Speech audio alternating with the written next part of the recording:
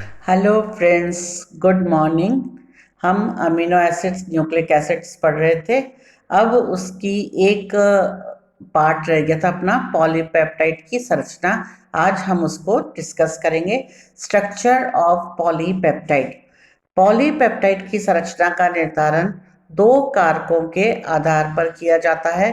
पहला, अमीनो अम्ल की संख्या, और दूसरा, अमीनो अम्ल के जोड़ने का क्रम, यानी नंबर ऑफ अमीनो एसिड्स और sequence of amino acids. Polypeptide को गर्म करके जल अपघटन करने पर पेप्टाइड बंध टूट जाते हैं तथा अमीनो अम्ल का मिश्रण प्राप्त होता है। अब अमीनो अम्ल के इस मिश्रण को हम वैद्युत कण संचलन या क्रोमेटोग्राफी द्वारा पृथक कर लेते हैं। थर्ड पॉइंट, अमीनो एसिड का अमीनो अम्ल का सीक्वेंस या अनुक्रम जानने के लिए एंड ग्रुप एनालिसिस अंत समूह विश्लेषण करते हैं। पेप्टाइड बायफंक्शनल होता है, जिसमें कि दो क्रियात्मक समूह होते हैं, जिसके सिरे पर अमीनो या कार्बोक्सिलिक समूह होता है। इन्हें क्रमशः एन टर्मिनल एन सिरा या सी टर्मिनल सी सिरा कहते हैं। अब इसका नेक्स्ट देखिए हम कि कैसे हम एन और सी सिरे का निर्धारण करते हैं। सी सिरा अमीनो अम्ल निर्धारण। इसके लिए दो रासायनिक विधियां हैं। हाइड्रोजनीकरण। पहला देखिए, आप ए पॉइंट देखिए, पेप्टाइड को हाइड्रोजीन के साथ गर्म करके सी सिरे वाले अमीनो अम्ल को छोड़कर बाकी सभी अमीनो अम्ल को अमीनो अम्ल हाइड्रोजाइड में परिवर्तित किया जाता है। इस मिश्रण को फिर क्रोमेटोग्राफी द्वारा पृथक करके सी सिरे वाले अमीनो अम्ल की पहचान की जा सकती है। अब आप देखिए, ये पॉलीपेप्टाइड चेन है और हमने इसमें ये रिएक्शन करा के एजाइड से हाइड्रोजीन से रिएक्शन कराई है और इसके बाद हमको फ्री टर्मिनल का अमीनो अम्ल मिल गया NH2CH, जिसमें एल्किल समूह जुड़ा है, और COH। इस एल्किल समूह की पहचान होने पर हमें इस अमीनो अम्ल को हम आसानी से पहचान सकते हैं। दूसरी, अपचयन विधि। इसमें पेप्टाइड का अपचयन करके सी सिरे वाले कार्बोक्सिल समूह को अल्कोहल में परिवर्तित कर लेते हैं। फिर इसे क्रोमेटोग्राफी द्वारा पृथक करके पहचान लेते हैं। यानी इसमें हमने क्या किया, जो सिरे वाला एंड वाला जो कार्बोक्सिलिक अम्ल है उसको हमने अल्कोहल में परिवर्तित कर लिया और उसके बाद द्वारा उसको क्रोमेटोग्राफी द्वारा पृथक करके पहचान कर सकते हैं। अब एन टर्मिनल, ये सी टर्मिनल था, N terminal amino acid determination. इसकी भी दो विधियां हैं। पहली, DNP विधि या सेंगर विधि। सेंगर अभिकर्मक 1-फ्लोरो-2,4 डाइनाइट्रोबेंजीन एक सोडियम बाइकार्बोनेट की उपस्थिति में अमीनो अम्ल से क्रिया करके 2,4 डाइनाइट्रोफेनिल DNP व्युत्पन्न बनाते हैं। इसका अमल से जल अपघटन करने पर डाइनाइट्रोफेनिल समूह अमीनो अम्ल के एन सिरे से बंधित रहता है। यह पीले रंग का होता है, जिसे आसानी से पृथक करके पहचाना जा सकता है। अब देखिए, आप 2,4 डाइनाइट्रोफ्लोरोबेंजीन के हम पेप्टाइड से रिएक्शन करा रहे हैं।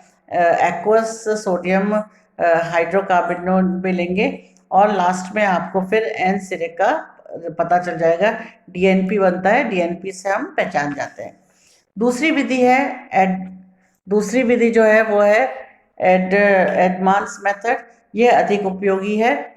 इसमें पेप्टाइड के तनुसार की उपस्थिति में फेनिल आइसोथायोसाइनेट से क्रिया करवाते हैं। इससे एन फेनिल थायोकार्बेमिल पेप्टाइड प्राप्त होता है, जिसे हम PTC कहते हैं, जिसका HCl की उपस्थिति में जल अपघटन करने पर एन टर्मिनल अमीनो अम्ल पृथक हो जाता है, जिसे क्रोमेटोग्राफी द्वारा हम आसानी से पहचान जाते हैं। अब आप रिएक्शन देखिए, पेप्टाइड की फेनिल आइसोथायोसाइनेट से किया तो PTC पेप्टाइड मिलता है और फिर फेनिल थायोसाइनेशन हो जाता है। इससे हम पहचान जाते हैं कि सिरे पर कौन सा अमीनो समूह उपस्थित है।